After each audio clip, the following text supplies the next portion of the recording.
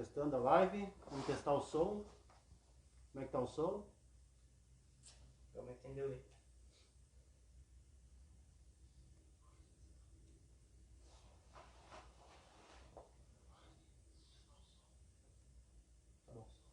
Tá bom o som? Depois sem a máscara também vai melhorar. Sim. Melhor.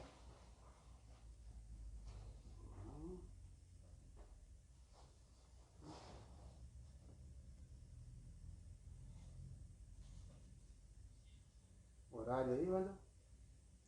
7h13.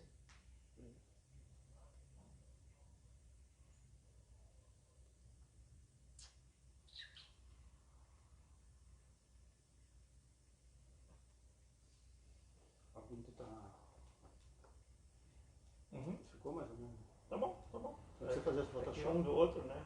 Photoshop? Não precisa. Não, Photoshop não me preocupa. Só vai chover de interesses. Não é pela cara do freguês, mas pelo conhecimento. É isso aí. Essa é a parte que importa. Pra mim chega um pouquinho atrasado, sinal. É, aqui também. É normal. Não, mas eu só vejo gente bonita na rua. É. Todo mundo de máscara. Se fechar 7h15 aqui, né?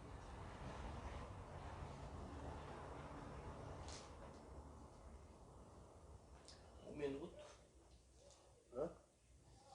1 minuto. Eu vou tentar compartilhar com algumas pessoas aqui. Bom.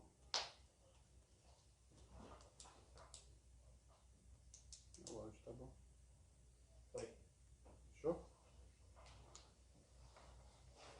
Boa noite, pessoal. Vamos dar início à nossa live. Conforme os protocolos exigidos do pessoal da Organização da Saúde, a gente vai iniciamos de máscara, tivemos todos os devidos cuidados, conforme manda, mas a gente vai pedir licença para tirar a máscara para o áudio sair melhor. E a gente também se preocupou com o distanciamento. Talvez no vídeo não apareça o ideal da metragem, mas a gente se preocupou com isso e a gente está aptos então a dar início à nossa live.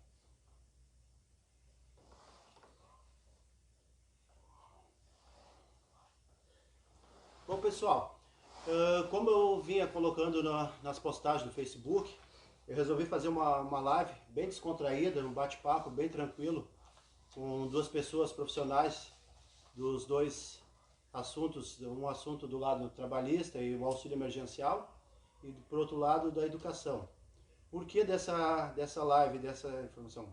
Muitas pessoas me procuravam e pediam alguma informação do auxílio emergencial, alguma questão trabalhista, e como a gente tem muitos conhecidos, já trabalha muito tempo em órgãos públicos, eu tive essa ideia de fazer essa live, já que a gente está num tempo de pandemia, em que a gente não consegue estar presente muito, e muitos profissionais atendendo online. Então eu resolvi fazer essa live para poder passar a informação para o pessoal e tentar ajudar de algum jeito. E aí eu, em contato com uma amiga, a advogada Joyce, ela me indicou uma pessoa bacana, que a gente está se conhecendo agora, e eu vou de momento já apresentando ela, que é a doutora Franciele Tamara da Silva, que é advogada, especialista em trabalho, direito trabalhista, e ela também tem bastante informação do auxílio emergencial. Tem muitas pessoas ainda que têm dúvida, que estão tentando acessar o aplicativo, não consegue, e quando consegue acessar o aplicativo, não consegue passar as informações devidas e fica na dúvida.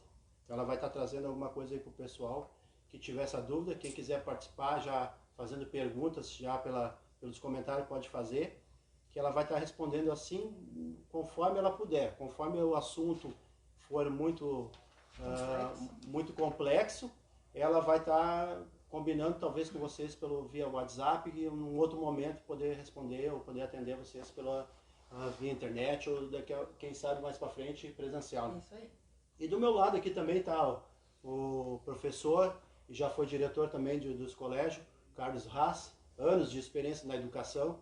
Na educação, por que eu convidei o Haas na educação? Porque hoje, com essa questão da pandemia, nós como pais e temos filhos que estudam em colégios estaduais, não só estaduais, como municipal e particular, a gente se preocupa com a educação dos filhos Então o Ras talvez poderia estar passando algumas informações para nós como é que está a educação, qual é a visão dos professores hoje em relação ao ensinamento para os alunos, o que eles esperam mais adiante para o futuro, e como é que está a questão da visão do governo, né? E uma série de informações dentro da área, tá? E para nós iniciarmos essa live num bate-papo bem descontraído aí com vocês, eu vou começar com a nossa doutora falando sobre o auxílio emergencial. E aí ela vai explicar uma ou duas questões para vocês, depois a gente conversa com o Ras e assim a gente vai fazendo um bate-papo bem descontraído aí. Que a finalidade, a gente não é profissional de live, né?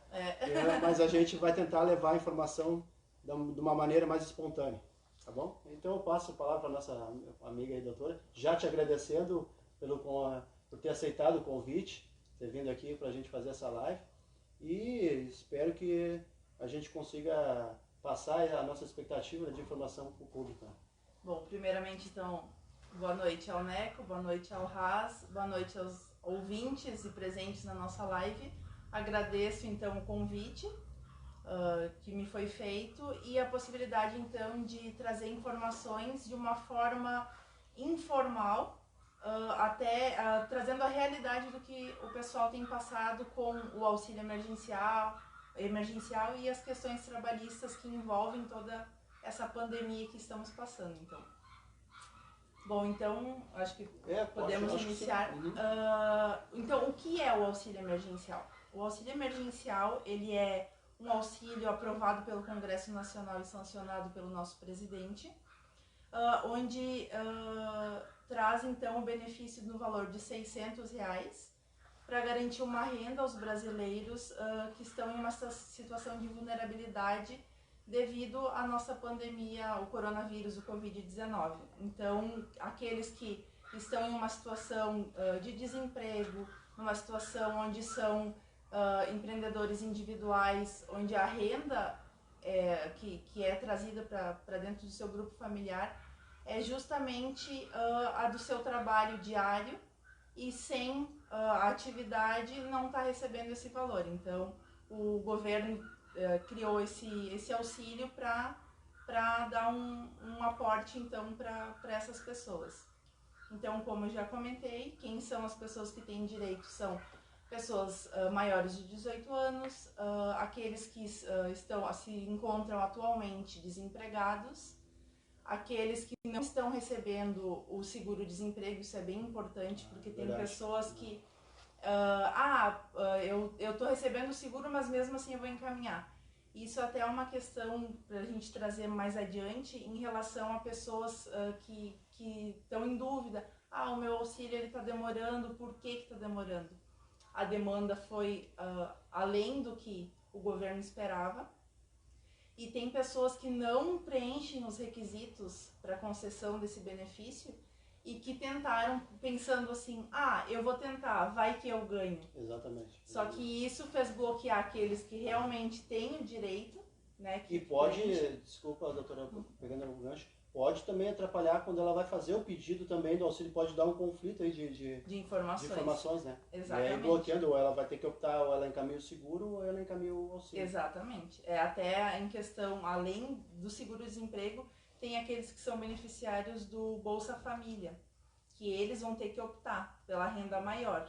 Ou o auxílio emergencial, que é de R$600, ou o seu Bolsa Família, que já vem recebendo, ou que tenha encaminhado durante esse período. Então, isso tudo gera conflitos e então o motivo da demora da aprovação. Claro, não só colocando o lado para esse lado, sim, tem também o Dataprev, que é a empresa o órgão que está fiscalizando as informações todas que são lançadas no aplicativo e também no site, e que teria o prazo de até 5 dias úteis, conforme foi divulgado, e eles não vêm cumprindo esse prazo, né? Então, dificultando um pouco o processamento, né, das informações. Só para o pessoal aqui de casa que está assistindo, vocês podem ir fazendo pergunta, que a gente vai fazendo um bate-papo aqui. Ao mesmo tempo que vocês fizerem a pergunta, eu vou interagindo aqui com vocês. Eu estou aqui Né, com o nosso visualizando, mediador hoje. exatamente, eu vou visualizando aqui os comentários, as perguntas e eu vou passando para eles aqui e a gente vai mudando o assunto, ou cai num assunto, cai para outro, conforme vem as perguntas a gente vai fazendo. Pois então passa a palavra para o Raz aí. Eu ia te dizer isso, né? Obrigado pelo convite e a doutora também. Eu vou cortar aqui, eu sou um pouco assim, eu quebro um pouco o protocolo, tá? Mas o Raz, eu quero colocar do Raz aqui, pelo tempo que a gente se conhece. O Raz, eu não comentei isso no começo, né, Raz? Do começo da live. Sim. A gente já se conhece há um bom tempo, jogamos muito futebol juntos, né, Raz? E a nossa convivência sempre foi de harmonia, sempre nos demos bem em todas as amizades. Então a gente tem essa confiança e é legal de poder passar isso. E a Franciele, que a gente está se conhecendo agora, parece que a gente já se conhece há mais tempo. É verdade, a interação, né? Então isso que é o bacana, né, quando a gente tem essa conexão. Desculpa aí. Não, tranquilo, eu ia te agradecer, né, Neco, pela oportunidade de poder também. E quando a doutora já começou a falar aqui, eu já estava pensando, mas eu vou ter que interagir, eu quero também perguntar, porque talvez dúvidas que eu tenho, embora eu não usufrua desse direito, nem o direito não tem, pelas razões onde eu estou, né? Mas eu gostaria de sim fazer algumas perguntas e dentro desse contexto eu ia entrar nessa conversa sim. Mesmo, sim. Embora tu não tivesses feito a apresentação no início ainda. Sim. Mas então posso intervir. Fica à vontade. Nós podemos fazer um bate-papo que tanto ela pode entrar no bate-papo teu, como também pode sim, entrar. Porque senão fico eu ouvindo aqui, ela vai trazer informação, daqui a pouco eu posso ser a pergunta de uma pessoa que está lá na outra ponta ouvindo, né? E gostaria de interagir, não confesso. Com certeza, com certeza. A ideia é esclarecer o maior número de dúvidas possível. Exatamente, é isso aí. Pode daí, e agora aproveita o momento para nos passar alguma questão, alguma informação, ou alguma opinião, ou a tua visão sobre a relação à nossa educação. O que tu vê hoje como professor há anos, e como já foi diretor também de alguns colégios, qual é a visão dos professores hoje com os teus colegas, o que tu sente hoje, o que dá para esperar da educação? É difícil eu me colocar até no lugar dos professores, mesmo porque o que eu vou contribuir aqui, dentro dessa nossa conversa, né, com ouvintes, né, na verdade é muito relato das minhas experiências. O que isso me ensinou, de que forma eu posso contribuir. Então, assim, eu tenho estado à testa de direções de escola durante 18 anos. São 4 escolas pelas quais eu passei. Hoje, por coincidência ou não, eu não estou diretor, né? Mas trabalho sim numa escola estadual, trabalho numa escola municipal e eu vejo que há umas realidades um pouco distintas. Uma forma é o município como conduz e a outra forma é como o Estado conduz, onde eu estou ligado nas duas, né? Então, o Estado tem uma maneira que ele está conduzindo e o município tem, de certa forma, uma outra. Então, um pequeno choque está havendo, até para nós, que no caso eu, que tenho duas realidades, eu estou um pouco desnorteado, por dizer assim, que tem coisas que não estão fechando e essas, de repente, eu consigo compartilhar. Os conflitos, né, existem e a gente tem que tentar solucionar eles da melhor forma. Uhum. Eu volto um pouquinho agora para ti, que já surgiu uma pergunta aqui do pessoal, que inclusive até meu amigo Celso Corb. Celso, quero mandar um abraço para ti, cara. Eu vejo as tuas lives lá das musiquinhas, qualquer hora a gente vai se encontrar depois dessa pandemia aí. Claro que essas lives eu sei que tu fez já antes das pandemias, né? Mas é uma pergunta que o Celso faz aqui, um comentário. Meu auxílio foi negado. Verifiquei no site e está como renda acima do permitido. Mas o meu salário está praticamente a zero. Isso é um absurdo. Sou autônomo e pago meus tributos, como o meu INSS, etc. Bom, então, agradecendo a pergunta e a interação do Celso. E como vínhamos conversando já anteriormente, aqui antes de iniciarmos a live, como é que funciona, para vocês entenderem mais ou menos. A gente baixa o aplicativo ou faz o cadastro no site, fornecido pelo governo, preenche os dados, lança as informações e esses dados, eles são geridos, são captados pela DataPrev, que é quem faz a análise junto com a Receita e todos os órgãos, onde os dados, a vida inteira de cada cidadão, cada CPF, que tem desde o princípio. Então, todas as informações, todos os endereços, o último endereço que vocês tenham, todas essas informações estão nesse DataPrev, que é interligado ao sistema. Só que o que acontece? Todas as informações, elas não são atualizadas diariamente. Elas têm uma atualização trimestral. Então, a última atualização que eles têm é de 3 meses atrás. Então, se tu, por acaso, tu tenha saído do emprego semana passada, mês passado, ou até 3 meses para trás, as tuas informações elas vão ter conflitos, que é esse o maior... Daqui a pouco, há 3 meses atrás ou antes, a informação deles que eles têm lá não é a mesma de hoje. Não é a mesma. Então, por isso que muitos auxílios estão sendo negados, por isso tanta demora... Importante essa informação. Tanta demora para dar o resultado, que é o que todo mundo quer. Todo mundo quer o dinheiro na conta, as pessoas precisam se alimentar, elas precisam viver e elas precisam desse dinheiro. Porque se elas não precisassem do dinheiro, elas não teriam solicitado, né? Eu vou te trazer uma dúvida de um amigo meu, da Caixa Federal, né? Onde ele coloca assim, eu não sei se isso procede, né? Mas de repente é uma informação preciosa. Ele me disse o seguinte, que o que estava muito trancando a possibilidade das pessoas receberem com mais rapidez, que o próprio cadastro de quem ia lá fazer, muitas pessoas não estavam, eles faziam o cadastro, mas a pessoa não estava habilitada para. Então, na verdade, se perdia tempo fazendo um cadastro, por exemplo, João da Vida aí fazia o cadastro, mas no fundo ele nem era incluso naquelas pessoas que poderiam receber. Então, isso retardava, atrasava o tempo, e aí quem estava realmente lá atrás precisando, isso aguardava. Mesmo. Não sei se isso procede. Procede sim, que é justamente isso. Porque as pessoas, não adianta vocês pensarem assim, ó, eu quero e eu vou encaminhar. Porque vocês estão atrasando essas pessoas que encaminham sem ter a qualificação, digamos assim, estão atrasando aqueles que realmente têm. Então, vocês têm que verificar certinho, tem que ser maior de 18 anos, tem que ou estar desempregado, ou ter um MEI, que é um empreendedor individual registrado em seu CPF, seu CNPJ, né? Porque transforma no CNPJ. A renda tem que ser do grupo familiar. Muitas pessoas têm muita dificuldade nessa questão. Digamos assim, ó, vamos dar um exemplo. Mora o pai, a mãe e um filho, maior de 18 anos. São 3 pessoas, um grupo familiar são de 3 pessoas. Só 2 pessoas são habilitadas para receber. É o máximo 2 cotas por grupo familiar, ou seja, por família são 2 cotas. Mesmo que esse grupo seja maior de 2, 3, 4, 10 pessoas, só 2. Exatamente, só 2. Se todos residem na mesma, né, todos residem na mesma casa, né, contribuem com as contas, 2 pessoas vão ser as habilitadas para receber esse auxílio. Uma pergunta interessante aqui, doutora. Claudete Freitas. Quem paga o INSS autônomo e ganha o auxílio emergencial, tem que pagar o INSS estes meses? A contribuição, ela permanece, sim.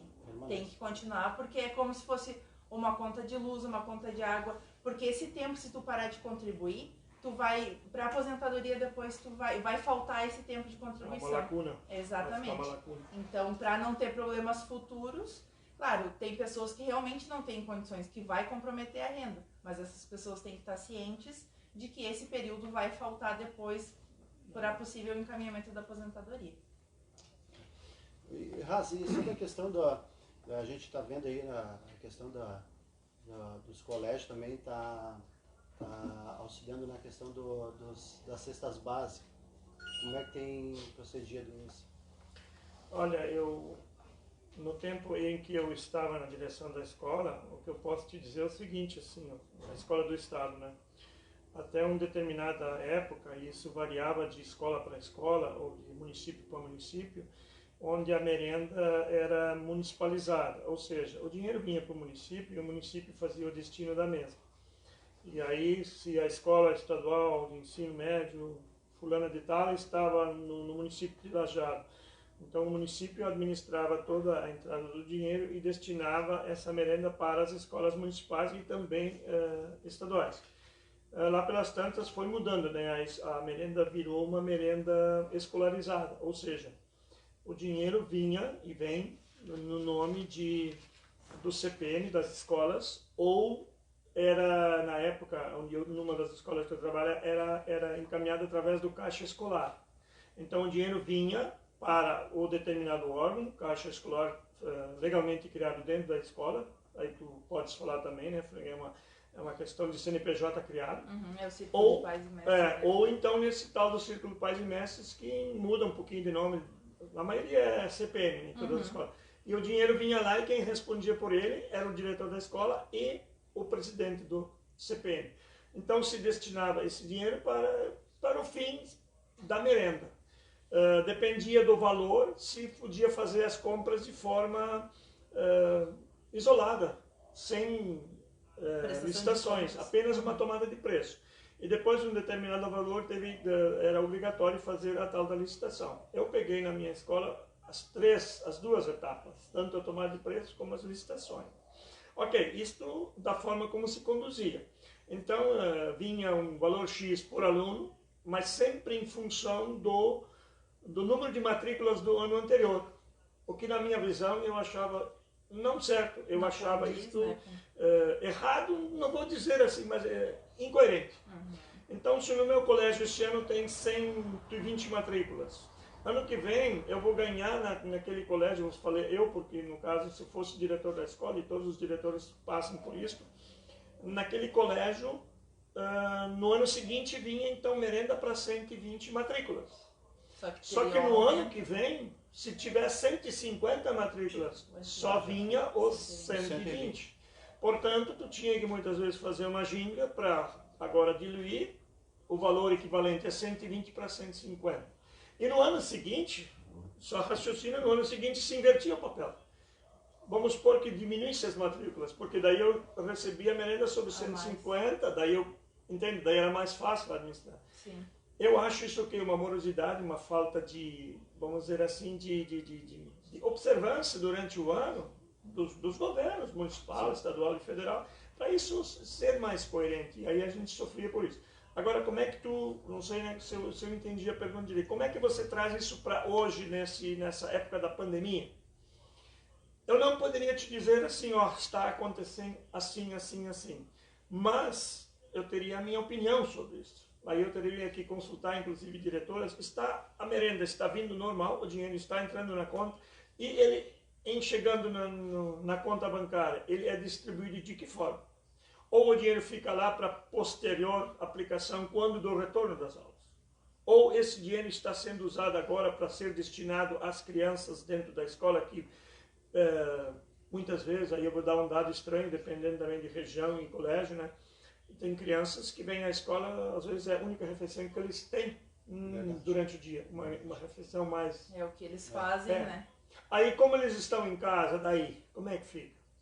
Então, até uma pergunta que nem eu hoje aqui, eu poderia te dizer, olha, a diretora está destinando, eles são obrigados a destinar a merenda para as crianças ao longo dessa pandemia. Eu até, cortando um pouco, eu tenho visto algumas... claro, não daqui de Lajeado, mas de outras regiões, algumas direções de escolas utilizando valores para distribuir cestas básicas para os alunos, para a família. Não sei se aqui em Lajeado está sendo dessa forma. Pela informação tem algumas sim. Principalmente a diretora Loiva, a nossa conhecida, até quero mandar um abraço para a Loiva. Um abraço, Loiva. A Loiva vem fazendo um baita trabalho, né, no Colégio de São João Bosco, lá do bairro Conservas, o colégio onde eu estudei. Estadual, né? Estadual, né? E ela, há poucos dias, me relatava isso, que estava fazendo já a distribuição dessa cesta básica para os pais, para as famílias dos alunos, né? Não, eu assim, né, com a diretora, que é minha colega, né, nada mais justo. Se o dinheiro está para esta finalidade, eu acho que tem que distribuir mesmo. É por aí. Voltando agora a mais uma pergunta aqui para ti. O Júnior Stan. Júnior, abração, velho. Júnior acompanhando aí, o Júnior, o Carlinhos, o Sara. Um abraço para esse pessoal todo aí. O Júnior pergunta aqui: quando diz que está em análise, quer dizer que está aprovado e apenas aguardando o processamento? Porque muitos na hora já diz negado. Não. como é que funciona? Em análise é que as tuas informações estão sendo checadas, que foi o que eu comentei. Tem pessoas que têm muitas informações nos dados do DataPrev, então eles não conseguem dar o retorno imediato. Então por isso que consta em análise. Constando em análise, tu tem que aguardar até ele ser... Tem duas possibilidades. Ou ele vai dar auxílio negado, ou ele vai dar que tem alguma divergência de informações. São as duas possibilidades. E tu só pode encaminhar um novo pedido depois de ter essa resposta final. E até tem que, dependendo do que vai constar lá, porque ele, quando ele dá negado, ele te dá o motivo pelo qual foi negado. Então, ou é falta de dados, ou é grupo familiar que não está discriminado certo, ou tem pessoas até que o CPF não está regular, as pessoas não têm o título de eleitor em dia, pessoas que não estão votando, isso tudo está trancando para solicitar o auxílio emergencial. Então, em análise, tu vai ter que aguardar ainda até a conclusão desse auxílio. Falando em CNPJ, antes no MEI, hoje um outro amigo meu, o Daniel, me chamou no WhatsApp fazendo essa pergunta.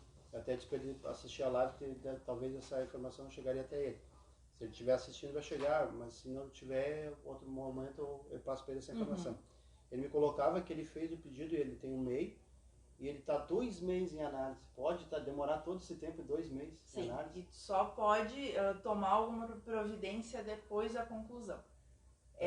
Justamente pelo que tu vem colocando aqui, que eles estão fazendo a checagem ainda. Geral. Então, as pessoas, claro, é como eu disse antes, as pessoas estão precisando do dinheiro. Sim. Não é, né, a gente quer que seja deferido e que a gente possa utilizar esse valor.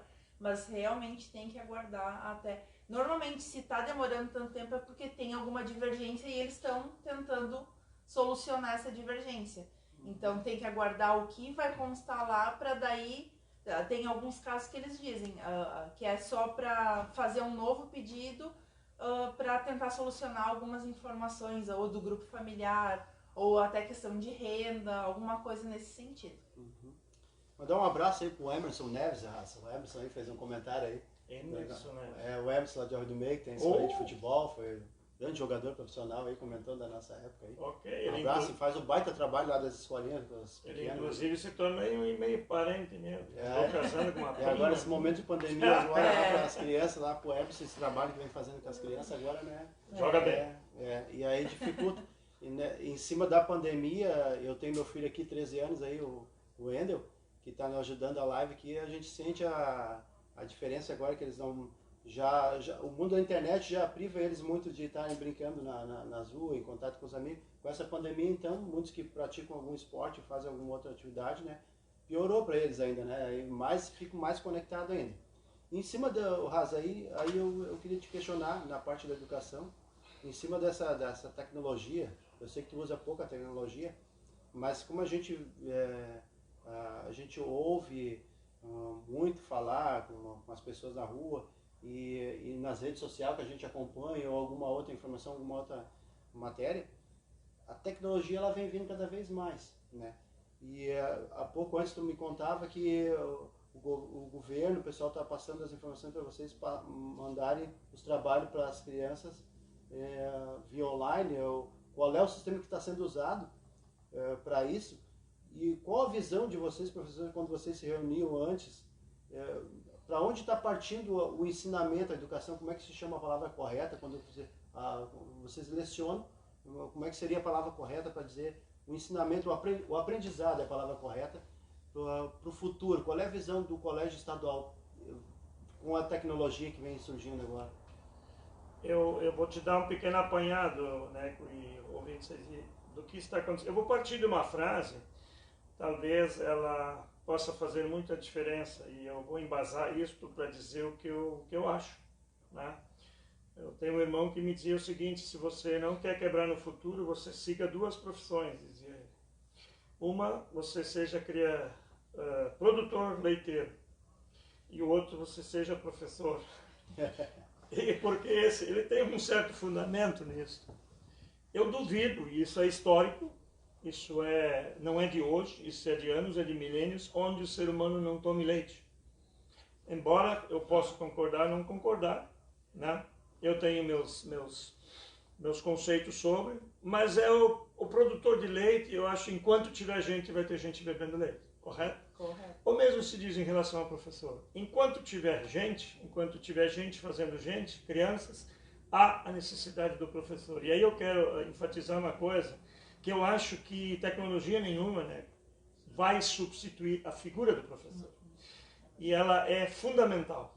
Eu acho assim, fundamental porque ela se coloca na presença desse ser, dessa criança que está em evolução, em crescimento, e é uma coisa que me parece, do tempo que eu estou estudando, eu que sou professor e diretor, esse se torna insubstituível a figura. Não o Carlos insubstituível, não o fulano, mas a figura do professor. A tecnologia, creio eu, que ela está aí e ela veio assim, até atropelando a mim. Eu sei que meus alunos, eles dão show em muita coisa que eu não sei, mas ela está aí para ajudar, digo eu. Ela está aí para ajudar. Ok, como é que ela ajudou agora nessa pandemia, nesse mês? Eu vou falar pelas minhas realidades. Uma realidade é o Estado, onde eu sou hoje professor, como qualquer outro, e dou minhas aulas dentro das minhas disciplinas, dentro da minha área do português, das linguagens, melhor, português e inglês. E nós fizemos o que durante o mês de abril? Foi nos orientado para que a gente encaminhasse trabalhos via e-mail ou via grupo de WhatsApp para os alunos. Eles, por sua vez, de posse dessa tecnologia, que embora seja pequena, né, mas o WhatsApp na casa dos alunos, pegavam esses trabalhos, imprimiam, copiavam ou resolviam e mandavam de volta via e-mail para os professores, que por sua vez corrigiam, faziam análise para mostrar que eles faziam o trabalho. Isso aconteceu durante o mês de abril. Mês de maio, o governo do estado determinou um período agora no início que nós estaríamos em recesso escolar. Esse recesso substituiria o recesso que estaria previsto para o mês de julho, ok? Então, dentro do recesso, a gente não vai dar aula. E os últimos 10 dias do mês, as escolas estariam fechadas, simplesmente fechadas, ok? Nós passamos o mês... Isso antes da pandemia. Não, agora foi definido. Foi definido. Agora. Então, mês de maio seria isto. Antecipando o recesso, né? Isto, ok. O município nadou do mesmo jeito, mas ao contrário. Vai trabalhar. Não trabalhou em abril, deu férias, deu paralisação de aulas e agora nós temos que trabalhar em cima dessas redes sociais para também encaminhar trabalhos para os alunos. Nós não temos ainda a clareza toda em Arroio do Meio, que é o meu município, mas estamos já com várias situações que a gente vai ter que encaminhar os trabalhos de uma maneira, através de Classroom e outros meios ali para os alunos e eles acessarem, eles vão ter os trabalhos. Não está assim totalmente definido, então, mas semana que vem já vamos começar a fazê-lo, dentro do mês de maio. E tu acha que retomando as aulas estadual, por exemplo, quando voltar a pandemia, ela vai conseguir concluir até o final do ano ou tu acha que ela vai estender a mais? Olha, o que o pessoal comenta? Eu vou muito em cima até onde essa pandemia vai se alastrar e a gente não tem ideia certa, até porque nós não somos cientistas, nós não somos da área da medicina, da área da... Então o que acontece? Mas eu creio que sim, nós vamos conseguir terminar o ano, então logo se volte às aulas agora em junho, mas se tu me perguntares, eu responderia, mas tu não acha... voltar às aulas, tu não acharia legal voltar antes ou não? Estás contra ou a favor? Eu também teria minha posição a respeito disso, baseado em situações que eu defenderia que poderia ser bom para a comunidade. Talvez até de certa forma contrariando opiniões, mas enfim. Eu tenho mais uma pergunta agora para a doutora, do Fabiano, meu cunhado até está fazendo a pergunta. Fabiano, eu vou tentar ler aqui, um abraço aí meu cunhado, um abração aí. Eu vou tentar ler, eu não entendi muito bem a formação da pergunta, mas vamos lá. Como funciona este acordo neste tempo de pandemia entre contratado, acho que é isso que ele quis dizer aqui, contratante e contratado. Contratante e contratado, acho que ele quis dizer isso. Para diminuição de hora trabalhada aí ele não escreveu direito aqui, para até mesmo se afastar por 60 dias. É a suspensão que eles aderiram com a medida provisória. Então, como é que funciona? Isso vai depender muito de caso. Então, acho que para ti, Fabiano, acho que se tu quisesse entrar em contato comigo, se tu tem um caso, se é com ele ou não, porque vai depender muito de empresa e dos funcionários. Foi aprovado, então, a suspensão dos trabalhos, pode reduzir a jornada e, consequentemente, a redução do salário na mesma proporção. As pessoas, elas têm a redução, digamos, de 50%, é um dos exemplos, são 3 modalidades de suspensão. E o valor hora, a pessoa tem que continuar ganhando o mesmo valor hora. A redução tem que ser proporcional à redução da jornada. Então vai depender muito, né?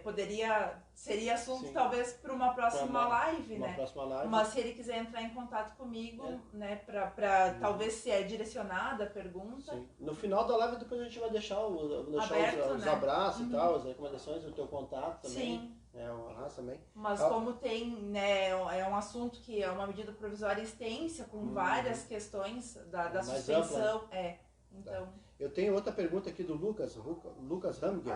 Grande Lucas, meu amigão, veterinário, há anos, meu conhecido aí, a gente também muito jogou futebol junto aí. Lucas mora em Estrela aí. Grande abraço, Lucas, tá vendo nós aí? O Lucas faz a pergunta aí. Eu tenho um amigo que tem dois filhos, com uma ex-esposa. Os pais usaram no cadastro os 2 filhos, porém ambos tiveram o benefício negado. Como ele deve proceder? Conflito de informações aí. Bom, nesse caso, ele tem que ver o que disse quando foi negado, porque lá vai dizer o motivo, como eu disse antes. Quando ele é negado, vai vir em tópicos quais são os motivos, ou qual foi o motivo. Então lá tu tem que verificar o que dizia, qual era a divergência. Porque provavelmente vocês informaram os mesmos filhos, porém vocês não residem na mesma casa. Então ali está a divergência. Então, independente, porque um dos dois, eles têm a guarda compartilhada, que também é uma situação que tem que ser informada.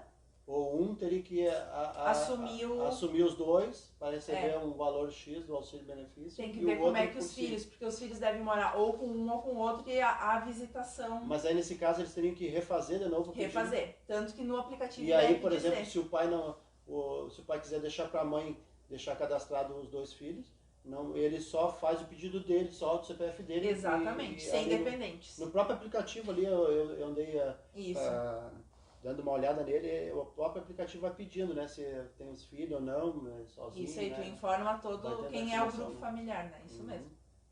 O Razi, na questão, voltando da educação, os alunos hoje, nessa questão que falou da tecnologia, bacana, eu também penso assim, que não tem como substituir professor, até ela vem para auxiliar vocês, né, na verdade, né, os professores, para levar essa tecnologia para os alunos.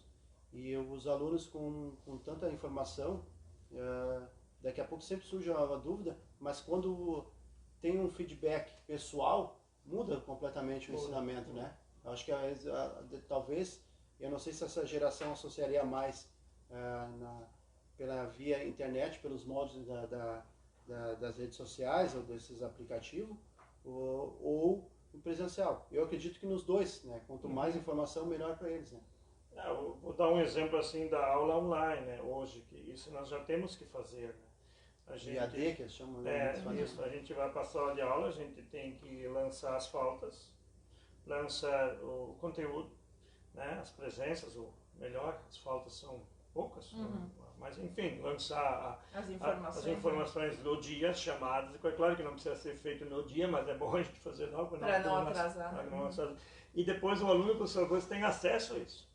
E lá também, agora, como para nós, esse ano é a primeira experiência, a gente não teve ainda como é que vai ser, por exemplo, com as notas. Daqui a pouco vamos ter que lançar as notas lá, e aí o aluno já vai ter o acesso em casa para olhar depois, através do seu aparelho lá, o celular também, poder ver como é que ele está na aula. Sim, e ele até para questionar, né, uma possível nota, né? Então, eu vejo isso como benéfico, mas apenas é uma outra forma, eu digo. É uma outra forma de você dar a informação. Eu, particularmente, como uma eterna estudante, porque é advogado, aquele que estuda para direito e acha que vai só se formar e depois dali não vai ter que estudar, essa informação não confere. Eu sou uma eterna estudante. Eu também, no início, até acostumar essa questão porque eu estou fazendo uma pós-graduação, então a minha pós-graduação ela é totalmente EAD. Então eu tive que, né, eu me formei na Univates aqui em Lajeado, então eram presenciais as aulas. Raramente trabalhos e aulas eram EAD. Então também tudo é uma questão de adaptação, né? Assim como os pais estão com os filhos, tu tem o teu em casa, a gente tem que estar se adaptando a essas questões, né? E eu até tenho uma questão que o Ras comentou antes ali, da questão de vocês estarem dando atividades para os alunos, né? Tiveram que dar as atividades para os alunos.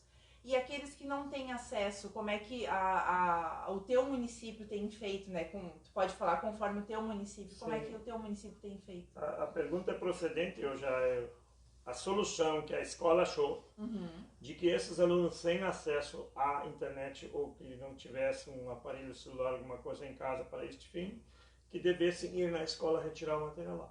Isso na escola do estado onde eu trabalho. Do município eu ainda não sei porque vai começar essa semana, agora, mas certamente vai ser nesses moldes também. Daqui a pouco o filho do Neco lá não tem acesso, o pai vai até na escola e retira o material. Sim. O que é possível e é perfeitamente natural, porque hoje em dia não tem internet em tudo que é lugar, sobretudo no interior. Não tem. Aproveitando uma despesa mais da casa, né? Quando você até aproveitando esse gancho em relação ao auxílio emergencial, porque também se enquadra a pessoas que não têm acesso à internet, não conseguem baixar o aplicativo. Aí como é que funciona? Então o governo ele disponibilizou o aplicativo, tu pode ter um aparelho celular e mesmo se tu não tenha créditos no teu celular, tu vai poder baixar o aplicativo. Ele é em modo offline, que eles chamam. Então é uma possibilidade. E para aquelas pessoas que não têm internet, não têm celular e não têm condições, que não tenha um vizinho, alguém que possa auxiliar, aí essas pessoas daí devem comparecer na Caixa. Só que até alertando o pessoal, né, para evitar aglomeração, a Caixa está disponibilizando um canal que é telefônico para agendar esses horários. Então tu liga, agenda, explica qual é a tua necessidade e daí evita até aglomeração nas agências, né? Então acho que ali já é um passo para evitar essa aglomeração, para não propagar, né? Eu tive hoje também uma outra questão, e aí eu acho que ela entra mais na área trabalhista do que emergencial, como é a tua área. Hoje a Luciana me perguntou, uma conhecida minha, que ela tinha encaminhado, como eu fui coordenador do Cine, ela fez essa pergunta, daí eu lembrei de passar para ti hoje, né? Porque ela foge um pouco. Que ela tinha encaminhado uma vez o seguro há 4 anos atrás, ela tinha MEI, daí demorou para dar baixa no mês, 2 meses, e aí o advogado falou para ela numa consulta que ela poderia entrar de novo fazendo esse pedido do seguro. Passando esse tempo agora, ela não tem mais o direito garantido, porque o que acontece? A partir do desligamento da pessoa, do vínculo com a empresa, ela tem do 7º dia até o 120 para encaminhar seguro-desemprego. Depois desse prazo, tu não tem mais... Mesmo que algum empecilho lá, ela não soube se foi por causa do MEI, qualquer outro empecilho... teria que ter sanado antes, né, desse período. Tanto que são 120 dias que tu tem, né? Teria que ter corrido atrás nesse meio tempo. Nesse período, exatamente. Até o pessoal tem alguns perguntar também para encaminhamento do seguro, só aproveitando a deixa, o Cine vai estar voltando, acho que a partir da semana que vem, sim, né? Informação para poder encaminhar, porque muitos não estão conseguindo encaminhar o seguro, né, pelo site alguma que tá com bastante conflito de... Bastante. Muito acesso, então até para o pessoal, tanto para informações de seguro-desemprego, o auxílio emergencial, até que o governo liberou então mais um site para consulta mais específica do auxílio, além do aplicativo, tentar em horários assim que não seja de pico, porque o horário comercial é o horário que tem o maior número de pessoas fazendo consulta. Então, tentar assim, claro, não vou dizer, tenta de madrugada, mas seriam horários em que não tem tanta gente, consequentemente não sobrecarrega o sistema, né? Mais fácil. Né? Isso, Ras, uma pergunta para ti aí. O Júnior perguntando aí. Pergunta para o professor Ras. Nas reuniões das lideranças da educação, se cogita a possibilidade de as aulas não voltarem mais este ano? É o Júnior? É. está perguntando. Ok, Júnior, boa pergunta. Talvez a tua pergunta abra o espaço para eu falar de um posicionamento meu, inclusive. Talvez ele seja até polêmico, mas quando eu falo uma coisa, eu crio um embasamento para aquilo que eu digo. Se elas vão voltar esse ano ou não, eu creio que vai depender muito da forma como essa pandemia continua ou não continua.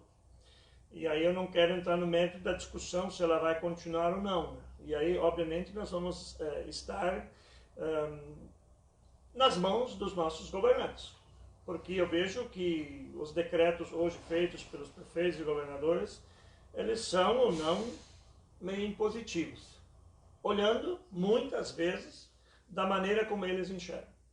Então, a educação, por hora, está determinado o quê? No estado, até final de maio. Município, da mesma forma. Depois vai voltar? Fica a pergunta no ar. Mas se tu me perguntares assim, mas você gostaria ou você estaria a favor ou contra o retorno das aulas? Olha o que eu vou dizer agora, talvez eu vou contrariar muita gente. Eu tenho recebido algumas manifestações de pais, inclusive umas são assim irônicas. Eu vou dizer uma bem irônica, vocês vão talvez até rir. O pai me colocou assim, escuta, vocês não estão trabalhando, vocês estão recebendo. E eu em casa tenho que cuidar do meu filho, então eu quero receber o teu salário. Dói. Tem muito assim, né? E tem. Agora eu vou dizer, esse pai é totalmente ignorante por falar isso, esse pai aí não tem conhecimento nenhum, se tu jogar isso numa reunião de professores, ele é capaz de ser alixado. Olha, ele, no fundo, ele tem um pouquinho de consideração, sim. Quer queira, não queira, o filho está em casa. E ele tem que cuidar dele. Em detrimento do Covid-19. Mas o que eu ia dizer assim, você estaria a favor do retorno às aulas? Eu sim. Eu estaria hoje a favor. Em que condições? Em condições de extrema organização. E eu diria o seguinte, o fato de voltarmos às escolas, a darmos aula, os alunos voltarem, nós poderíamos trabalhar N coisas, entre elas, eu anotei aqui para mim, nós poderíamos trabalhar muito o respeito, o patriotismo, a ordem, a disciplina, o convívio social, a interação com o outro. O que se prega hoje nas redes sociais, na mídia e coisa e tal? Isolamento, distanciamento, 2 metros, em todos os órgãos. Você vai num banco, 2 metros, você passa álcool gel, você faz isso, faz aquilo. E a pergunta que fico eu, por que então não nas escolas? Não mudaria nada, no meu entender. Desde que fizesse dentro dos... E eu vou dizer como. Exatamente. E a faixa etária, tu concordaria com todas as faixas etárias, todos os graus? Claro que não. Eu concordaria no seguinte, as pessoas de risco, que isso está muito claro, pessoas de risco, que são as pessoas mais idosas, as pessoas com outras patologias, obviamente, elas estão sujeitas a. Então, vamos respeitar, vamos organizar isto de forma coerente, de forma correta. Mas as outras pessoas, assim como, eu pego vários exemplos, vou dar um exemplo assim, o motoqueiro que vem me entregar pizza de noite num sábado que eu estou em casa, será que ele então não pega coronavírus? O caminhoneiro que está trazendo o milho lá do Mato Grosso para a minhonha de Arroio do Meio, para gerar depois a ração que é entregue por um outro caminhoneiro lá no interior, numa família que cria porco, esse não vai pegar o corona? Ah, é serviço essencial. Ok, é serviço essencial. Só que o serviço essencial, ele abrange toda a pessoa. Todos precisamos do serviço social essencial. Todos. Inclusive o cara da luz. Vamos imaginar que agora, de repente, não tenha mais luz. Ou não tenha mais água. Gente, nós poderíamos ampliar essa discussão, mas eu quero levar isso para a educação. De que forma? Eu seria da seguinte ideia. O transporte escolar que recolhe hoje os alunos, em sua grande maioria, praticamente todos, ele tinha que entrar para recolher o aluno de forma higienizada. Começa por aí. Em vez de nós mandarmos um ônibus para mantermos o distanciamento social, nós vamos mandar 2, 3. Ah, mas isso não era demais, vai dar custo? Sim, vai dar custo. Mas onde é que eu quero aplicar o dinheiro? Eu quero aplicar ele na educação. É que tu vai trazer de volta toda o ciclo econômico, ele vai retomar, né? E eu vou ampliar a minha discussão. E retomando com as essas medidas, se cuidando. Até porque a gente tem que dar continuidade nessas cuidados. Sim. Né? O aluno chega na escola, a primeira coisa que ele ia fazer, e tem países que já fazem isso, ele passa por uma higienização na frente da escola, onde ele pisa ali num recipiente adequado, onde bota o quê? Água sanitária, que é baratinha, bota lá. O aluno passa aí, pisa em cima de uns panos molhados, lá seca o seu calçado, passa uma outra situação onde ele passa álcool gel nas mãos, se higieniza e mais um ponto lá na frente já ganha a sua máscara descartável para aquele dia. Isto sim. Faz o afastamento das classes. Aí que eu gostaria de entrar, e aí eu entro em confronto, e eu acho que eu teria muito apoio dos professores, com certeza, de diretores, porque eu fui diretor, por exemplo, sobretudo do ensino médio, quando se dizia assim, ó, se enturmava, se fazia a tal da enturmação, uma turma que fosse menor de 35 alunos, dá para fazer o distanciamento. Daria para fazer um enorme distanciamento. Eles entendiam que as turmas não poderiam ser, vamos dizer assim, divididas em duas, se não fosse acima de 35 alunos. Poxa vida, 35 alunos por si só já é uma aberração contra nós, professor. Então, o que nós provocaríamos de forma automática? Turmas menores. Mas aí precisa mais professor, precisa mais... Bom, este é um investimento, eu acho que tem que ser feito na educação, para não barrar. A consequência de distanciamento na sala de aula, a 2 metros, como nós estamos aqui. O ensino médio, que a gente sabe que é uma faixa etária complicadíssima, onde os alunos muitas vezes matam, vão para as redes sociais, vão olhar o jogo do Grêmio, do Inter, vão namorar, fazem um N de coisas, isso tudo acabaria. Isso ficaria uma paz para nós trabalhar e nós não estaríamos perdendo o ano letivo. A hora de ir para a merenda... E a qualidade do ensino também ficaria melhor. Ótimo. Né? A hora de ir para a merenda, todo mundo poderia andar em filazinha, bonitinho, nós não teríamos os problemas de um dar chute no outro. A disciplina. Disciplina, ordem. E olha como seria bom. E nós não estaríamos aqui perdendo. Aliás, os países lá fora, quando colocou, eles fazem isso, né? A gente vê na TV os países eu fui olhar a educação particular na Alemanha. Como se fosse um exército, um quartel.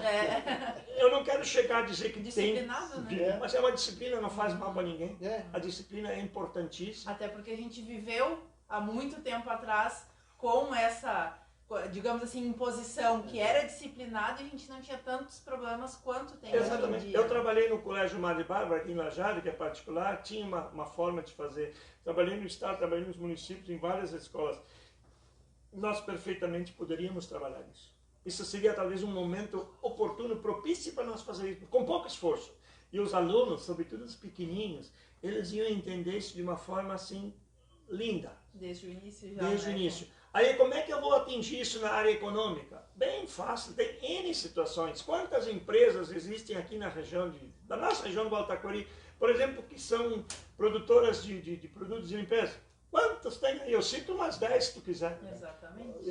Razi, dentro dessa disciplina aqui, até o Robson da Silva aqui faz um comentário, acho que deve ser um comentário, porque não teve um ponto de interrogação.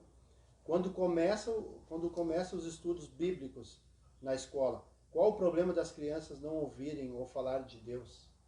Ele coloca a religião dentro daqui a pouco, né? Pois é, hoje nós temos assim que a gente tem nas escolas que não se deva direcionar para uma religião. Porque tem vários tipos de religião.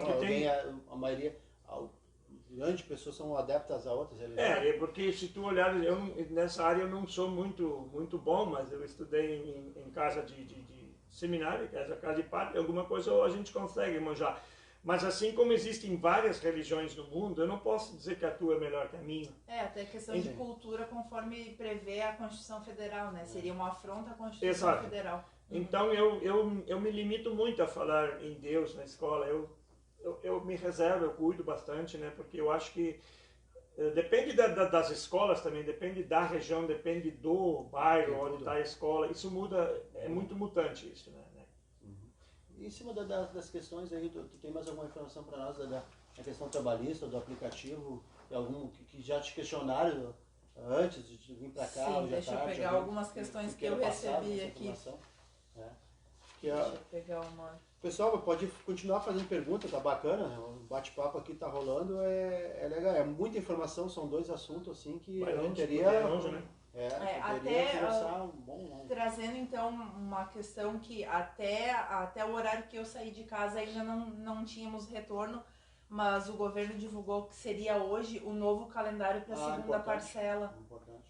Tem pessoas que ainda não receberam nem a primeira parcela, né? Mas estava previsto, então o calendário, até se o pessoal acompanhar lá no site da Caixa, verifica que eles tiraram as informações que era o pagamento que era para ter começado na semana passada, no dia 27, que era para começar os pagamentos conforme o calendário de aniversário.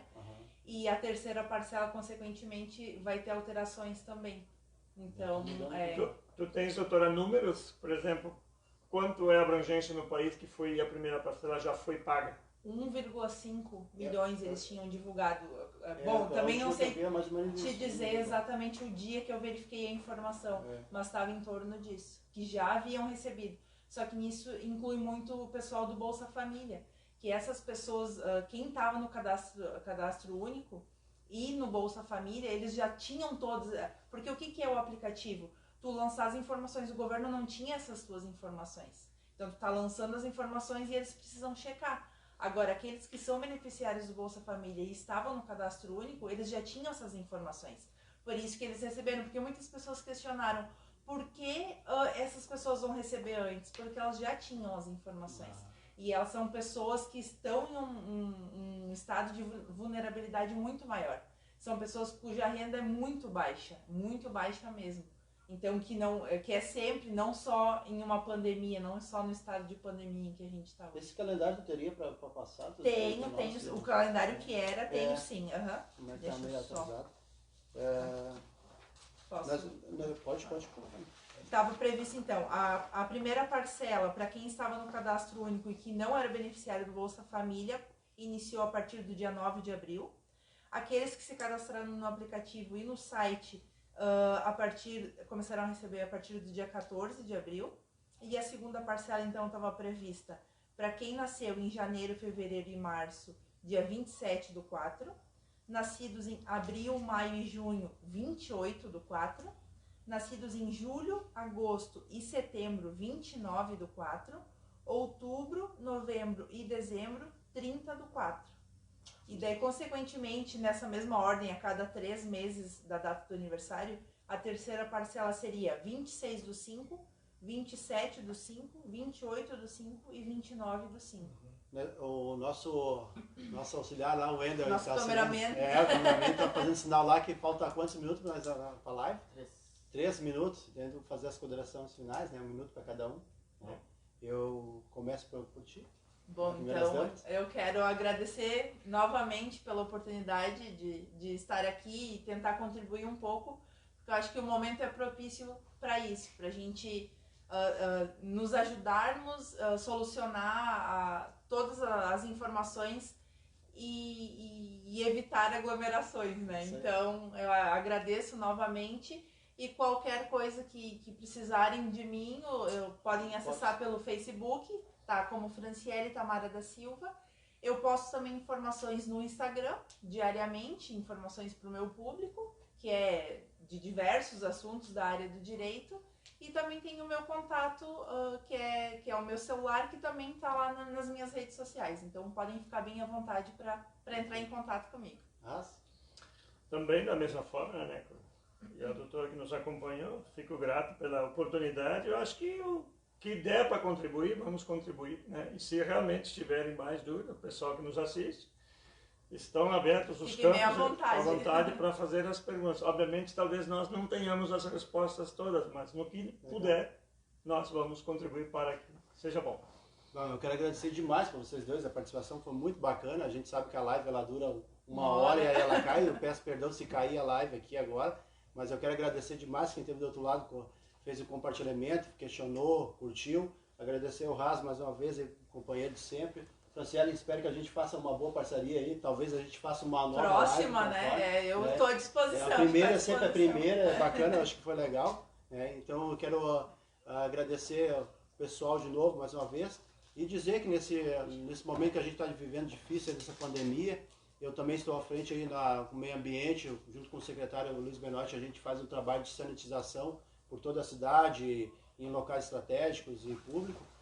Então eu quero agradecer demais vocês e agradecer a minha família que me ajudou a organizar a live, agradecer o Wender, agradecer a Sueli, beijo, Sul tá lá com a Nenê lá embaixo. Cuidando dela. E aí dizer que a gente tenha fé, um pensamento positivo, agradecer a Deus pela nossa saúde e que a gente possa estar vivendo dias melhores. Tá? Muito obrigado a todos. Muito Um obrigada. grande abraço, ótima semana para todo mundo, bom final de semana. Até a próxima. Até.